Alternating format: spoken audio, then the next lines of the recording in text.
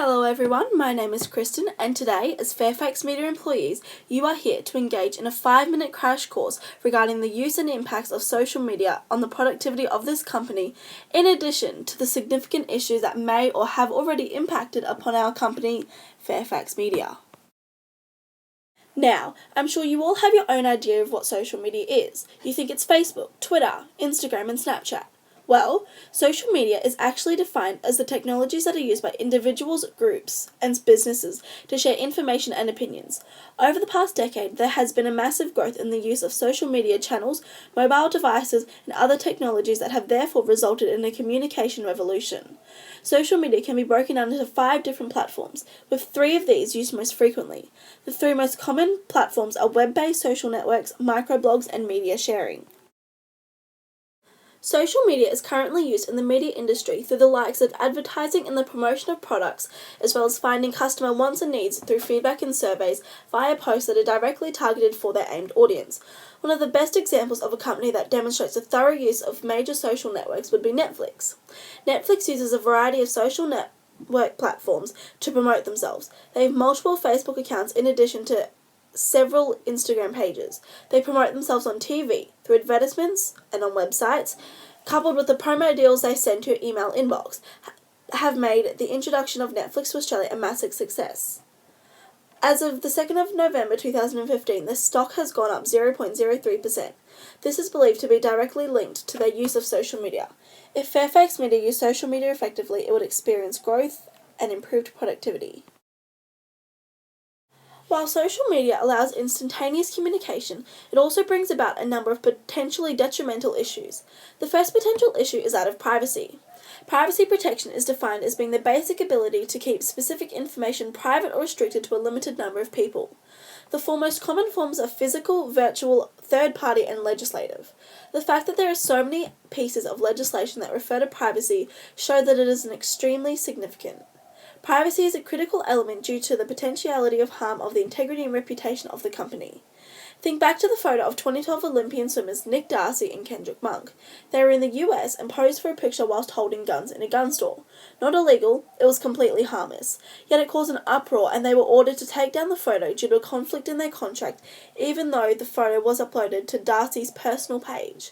This one photo compromised the entire reputation of the Olympic team. When you think about it, all it takes is one employee to post something inappropriate or derogatory about work on their personal page that then gets seen and shared by someone else. This harms the company's reputation in the community, which we obviously want to avoid at all costs. The next potential issue is that of the loss of intellectual property.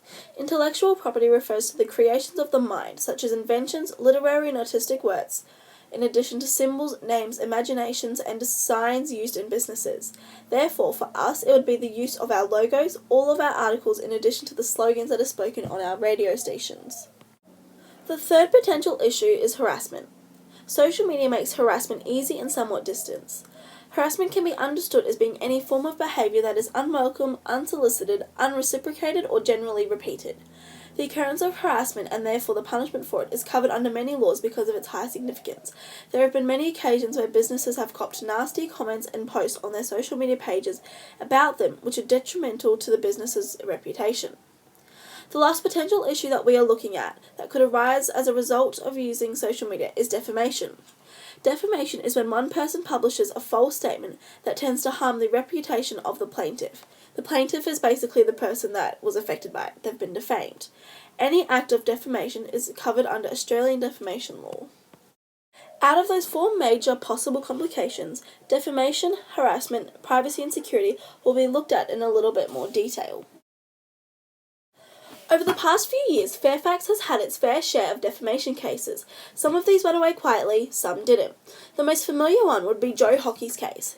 Being sued for defamation isn't something that we want to happen again because it has quite a large cost factor, as well as the bad publicity which damages our company's reputation in the community. The case of Hockey versus Fairfax, related to the misinterpretation of headlines, is an example of a solid defamation suit. Hockey proceeded to lose the case because the justice found that he'd interpreted the headlines in a defamatory manner even though they weren't written as such. However, a Sydney Morning Herald poster, as well as tweets by The Age, were found to be defamatory, so Hockey had $200,000 paid to him by us in damages. If Fairfax does decide to start implementing social media more broadly into the workplace, great consideration will need to be taken as to what is posted and how it is phrased. There is always going to be someone who will take what you are saying and twist it. This could potentially be avoided by having an actual team that checks articles from different perspectives to avoid something like this. In other words, forming a legal communications branch within our company. Defamation is such a significant issue because of the potentiality of it recurring. Considering we are a media company that publishes and broadcasts more than 3 different ways on the daily, should a defamation case happen to occur, the reputation of our company, as well as the financial costs and therefore loss, are considerably high, which is why the team could be introduced as a preventative measure.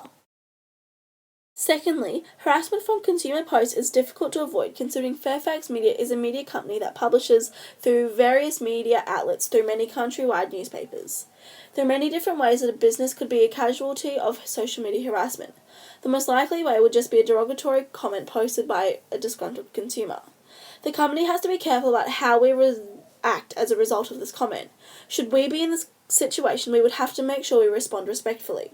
The best way to react would just be to privately reply to the person. If our company believes that the comment is unjust, someone needs to keep a record of it in case the matter does get taken further. A way in which we could possibly avoid this, or at least lessen the chance of occurrence, would be through the implementation of a company policy that explains what is and isn't appropriate. Another way would be by appointing a team, whether it be internal or external, that has the job of monitoring the content uploaded to the different platforms and thus find the inappropriate comments, delete them before damage can occur. Harassment is a major issue due to the fact that our reputation could be tarnished, possible economic loss as well as the loss of clients and vendors. The last significant issue is that of privacy and security. Everyone knows from personal experience that once you put something up on the internet, it's going to stay there and you cannot ever get rid of it. The issue of maintaining a high level of privacy whilst upholding a social media account has been steadily rising due to the exponential growth and use of technology. Possible solution for this could be to introduce a modern social media policy clearly stating what our employees can and cannot do, and having penalties in place in the event that the policy is actually broken. This is not only to protect the image of our company and staff, but also to protect the public. Despite the many issues, the advantages of social media far outweigh the disadvantages in the respect of increasing productivity. Looking at how social media can be used to share information with colleagues, it's common knowledge that Facebook and LinkedIn would be the most commonly used. Sharing information via social media has become the norm in recent years. Considering we are an innovative and digitally progressive media company in Australia and New Zealand, the need for a simple yet innovative way for colleagues to communicate is that of a high one. By introducing a higher use of social media, the productivity of our company should in theory increase due to the instantaneous sharing of information between colleagues.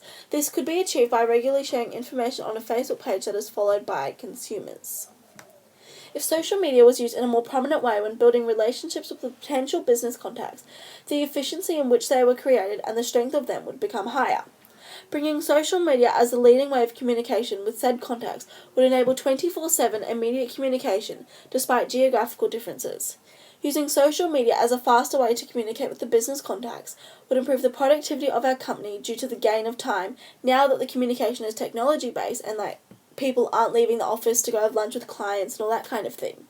So, this increase in productivity could be achieved through the introduction of Skype or LinkedIn or Facebook groups as a way to communicate with the contacts and clients. Introducing social media as a more efficient way to communicate with vendors is also similar to that of business contacts. The time it would take to communicate would be lessened, and therefore the time that is gained could be spent on other important tasks that could further improve the relationship with vendors and other business contacts. The ways in which this could be achieved is by creating and upholding Facebook, LinkedIn, and Skype accounts with the vendors on these platforms. Majority of major companies have social media accounts set up and regularly post, update, and advertise on in order to consumers interested. Often companies will put up exclusive package deals and information, etc.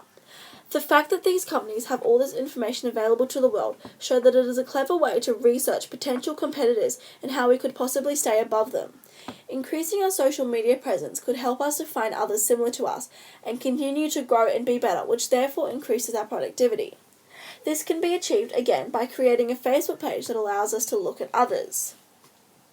By surveying our customers through the likes of SurveyMonkey, we as a company are able to establish what our strengths and weaknesses are in relation to our customers' needs and wants to improve our productivity.